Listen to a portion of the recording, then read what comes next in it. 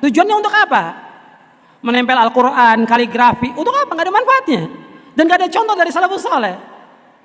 Al-Quran untuk dibaca, bukan dipajang.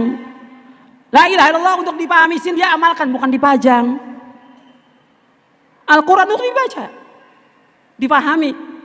Yang majang itu, yang nulisnya belum tahu tentang artinya apa. Yang nulisnya, yang punya rumah, yang beli juga nggak tahu apa sih itu melingkar-lingkar gitu tulisannya, kaligrafi, nggak bisa baca. Lalu apa maknanya? Apa manfaatnya? Apa Al-Quran kita jaga supaya seperti satpam gitu supaya maling nggak masuk? Nggak bisa. Bahwa setan akan lari rumah kita dengan apa? Dibacakan surah Al-Baqarah, dibaca bukan dipajang, dibaca. Bagaimana sholat di masjid yang ada kuburannya? Nggak boleh sholat di masjid yang ada kuburannya.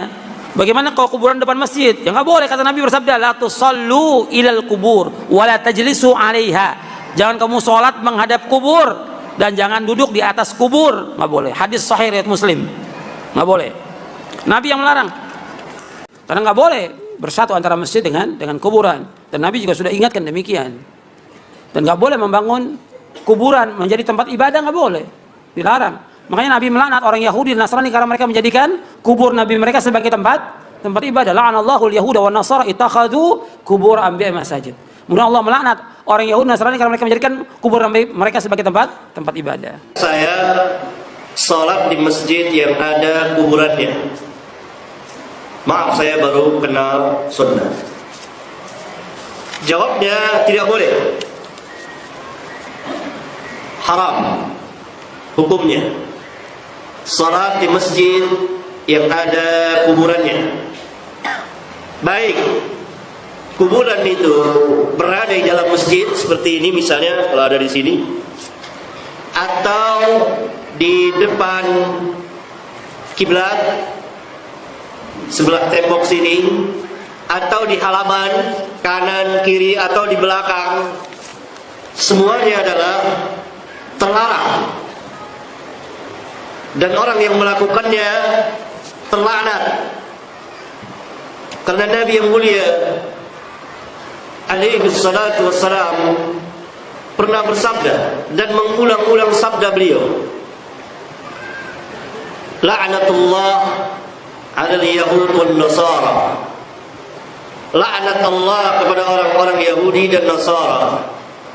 Ittakhadhu qubur anbiya'ihim masajid. Mereka yang telah menjadikan kubur nabi-nabi mereka sebagai masjid-masjid, tempat peribadatan.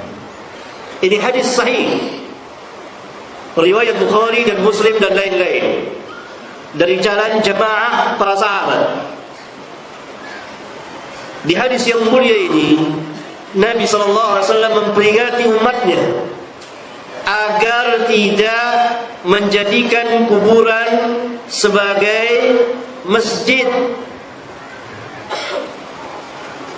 seperti orang-orang ahlul kitab Yahudi dan Nasara yang telah menjadikan kuburan nabi mereka sebagai masjid, dijadikan sebagai tempat peribadatan, dibangun peribadatan di situ. Bukan ini kubur lalu dibangun masjid di sini, maka tentu kubur ini hilang. Tidak demikian pemahamannya. Ya, tentu ada kubur di dalam, dibangun tempat peribadatan atau di sampingnya atau di depannya dan seterusnya. Dan kubur itu dijadikan tempat perayaan yang didatangi pada waktu-waktu tertentu. Oleh karena itu para ulama mengatakan bahwa yang ada kuburannya haram dan salatnya batal.